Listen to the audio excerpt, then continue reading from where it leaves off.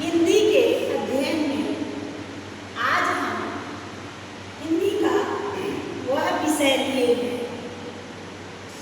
जो कहने में बहुत सरल और सोचने में बहुत कठिन है। जैसे जब हम हिंदी का उच्चारण करने लगते हैं तो उच्चारण करते समय कभी कभी क्षेत्रीयता का प्रभाव आता है, जिससे शब्दों में त्रुटियां हो जाती हैं, गलतियां हो जाती हैं। जैसे एक शब्द है कृपया, यह शब्द क्षेत्रीयता के कारण कहीं कहीं पर कृपया को कृपया या कृपया इस तरह का उच्चारण किया जाता है। अर्थ कृपया से विनम्रता पूर्वक हम बोलते हैं, इसे कृपया कहते हैं।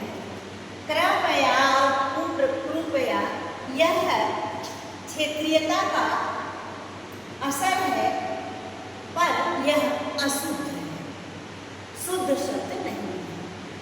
जब हम बोलने लगते हैं या लिखने लगते हैं तो लिखते व बोलते समय जो गलतियां होती हैं उसका कितना दुष्प्रभाव पड़ता है हमारी भाषा पर या हमारे लेखन पर, उसका छोटा सा उदाहरण हम आपको देने जा रहे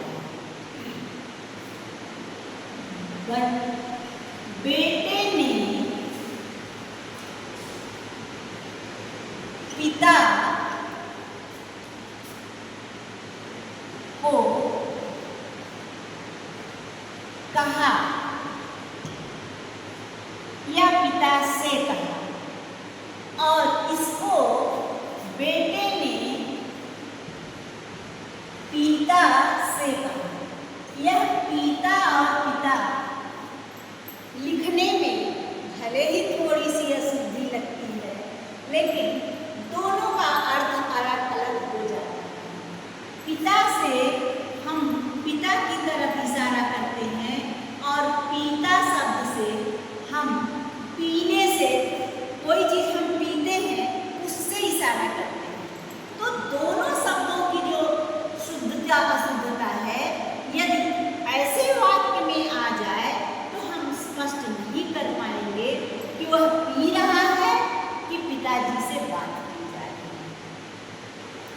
इस तरह से कुल का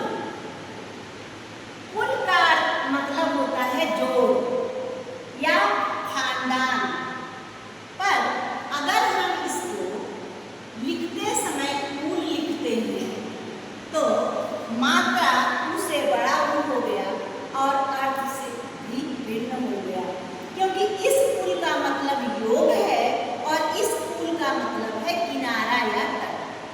तो हम प्राय बोलते समय इस चीज का अवश्य ध्यान दें कि ऐसी अशुद्धियां न हो, क्योंकि इसी तरह लड़की, यह एक लड़की का उच्चारण है और इसमें थोड़ी सी गलती हो जाए, क को अंदर करके ड़ को अगर हम बाहर करते हैं तो ये लड़की के स्थान पर लड़की हो जाए। तो हमें हिंदी भाषा का प्रयोग करते समय, हिंदी भाषा को लिखते समय, हिंदी बोलते समय मात्राओं, शब्दों का विशेष ध्यान देना है, जिससे हमारे बच्चे हमसे गलत शब्द न सीख पाए। धन्यवाद।